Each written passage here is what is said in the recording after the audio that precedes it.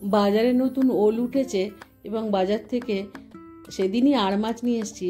সেই দিয়েই আমি একটি মাছের ঝোল তৈরি করেছি। সেই রেসিপিটি আমি আজকে আপনাদের সাথে শেয়ার করতে চাই। আমি সুপ্রিয়া, আমার এই ছোট্ট চ্যানেলে আপনাদের সবাইকে স্বাগত জানাই। আশা করি সবাই সুস্থ আছেন, ভালো আছেন।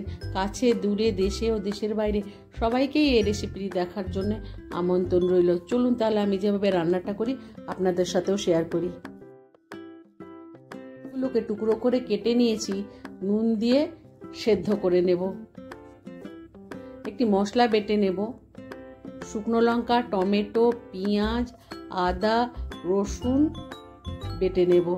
মাছের মধ্যে নুন, হলুদ, সামান্য তেল ও হাফ টুকরো লেবুর রস নিংড়ে দিয়ে দেব। দিয়ে মাছটাকে ভালো করে মেখে রেখে দেব। কড়াইতে জিরে, ধনে, একটা শুকনো লঙ্কা, মৌরি, গোলমরিচ ও একটি তেজপাতা শুকনো খোলায় ভেজে ঠান্ডা করে গুঁড়ো করে নেব।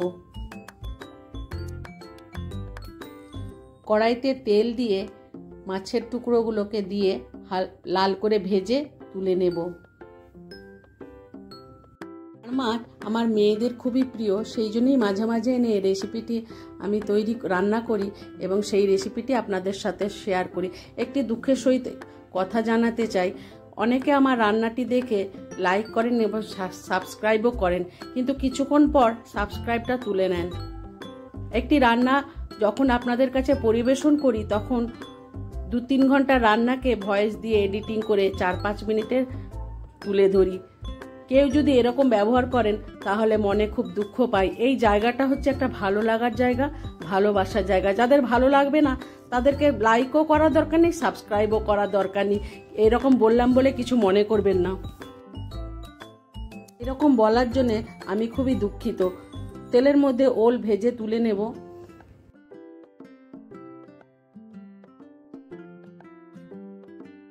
ওলগুলো তুলে নেওয়ার পর ওই তেলের মধ্যে জিরে, তেজপাতা ফোড়ন দিয়েছি। ফোড়নের দেওয়ার পর বেটে রাখা মশলা দিয়ে নুন, হলুদ, কাশ্মীরি লঙ্কার গুঁড়ো দিয়ে কষে নেব। কষানোর সময় ঢাকনা দিয়ে ঢেকে দেব। মশলা থেকে তেল বেরিয়ে আসছে। এইভাবেই অফ ক্যামেরাতেও আমি 2-4 বার নেড়ে দিয়েছি। দেখুন বন্ধুরা, মশলা থেকে কি সুন্দর তেল বেরিয়ে এসছে। এরপর যে মশলা গুঁড়ো করে নিয়েছি, গুঁড়ো করা মশলা দিয়ে দেব।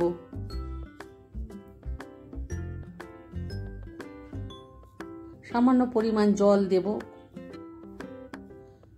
দিয়ে ওল ও মশলা দিয়ে ভালো করে কষে নেব।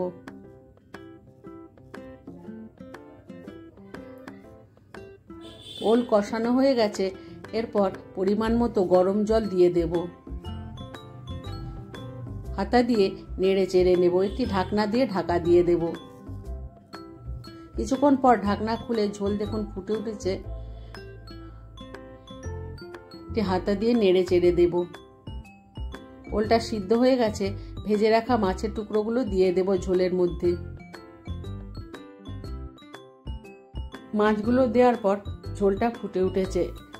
কিছুক্ষণের জন্য ঢাকনা দিয়ে ঢাকা দিয়ে দেব। ঢাকনা খুলে কিছুক্ষণ পর গরম মশলা ছড়িয়ে আবারও কিছুক্ষণ সময়ের জন্য ঢেকে রেখে দেব। ঢাকনা খুলে নামিয়ে গরম গরম পরিবেশন করব। আমি যেভাবে রান্নাটা করলাম আবার বাড়িতে এইভাবে রান্না করে খেয়ে দেখুন, আশা করি ভালো লাগবে। ভালো লাগলে যারা ইউটিউব থেকে দেখছেন তারা আমার চ্যানেলটিকে সাবস্ক্রাইব করে নেবেন। ফেসবুক থেকে দেখলে পেজটিকে ফলো করে নেবেন এবং একটি লাইক ও বন্ধুদের মধ্যে শেয়ার করে দিতে ভুলবেন না। সবাই সুস্থ থাকবেন, ভালো থাকবেন, আনন্দে থাকবেন।